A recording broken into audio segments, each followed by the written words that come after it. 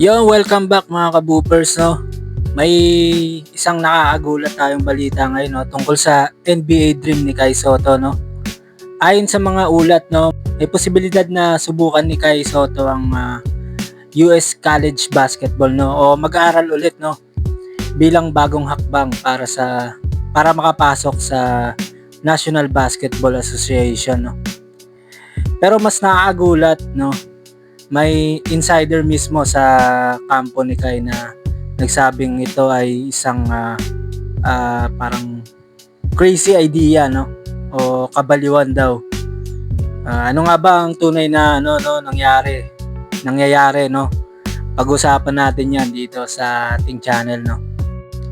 Ayon nga sa mga source, no, mula sa Samahang Basketball ng Pilipinas, may posibilidad na mag-enroll si Kai Sotto, no, sa isang US college program para subukan ng bagong daan patungong o papuntang NBA, no.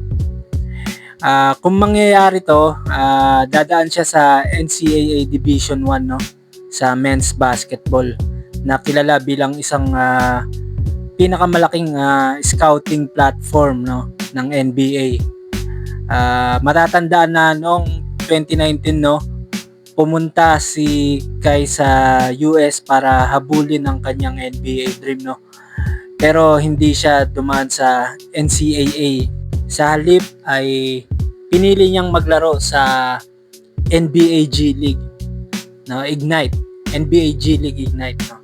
Kung saan naging teammate niya sa ang mga NBA player ngayon, no, na sina Jalen Green, Jonathan Kuminga, ayan.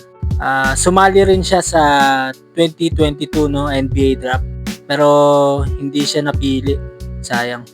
Pagkatapos ito, naglaro siya sa National Basketball League ng Australia, no, at kalaunan ay napunta sa Japan B-League.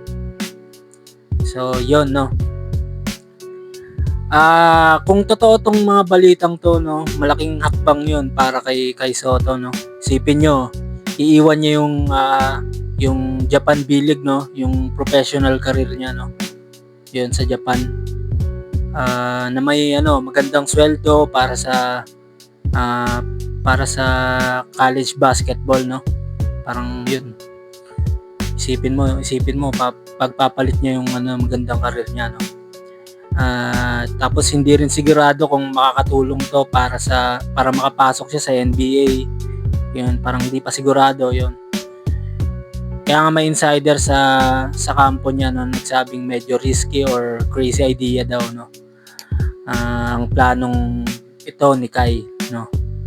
Pero sa aking opinion, no, sa aking palagay, mga kaboopers, no, may positive side naman, no, at may negative side din. Sa plano ni Kai, no. Positive side, kapag naglaro si Kai sa NCAA, mas makikita siya ng maraming NBA scout, no. Dahil karamihan nga doon ay sa NBA prospect ay galing sa US college, no, sa US college basketball.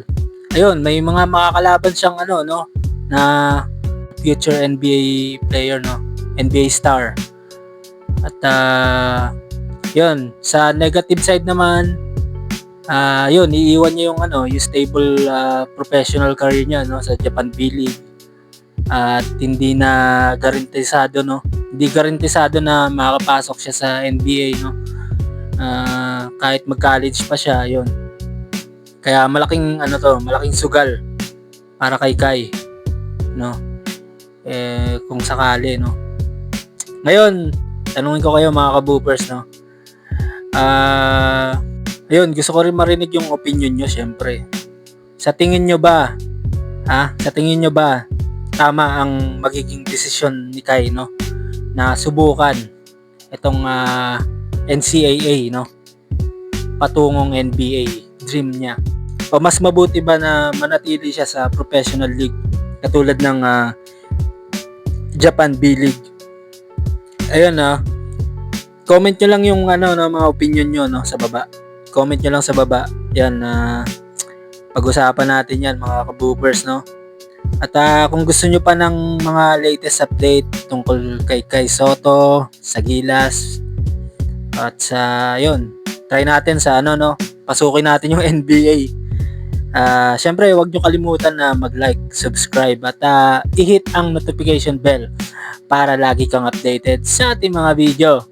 Yun, maraming salamat mga kaboopers. Peace.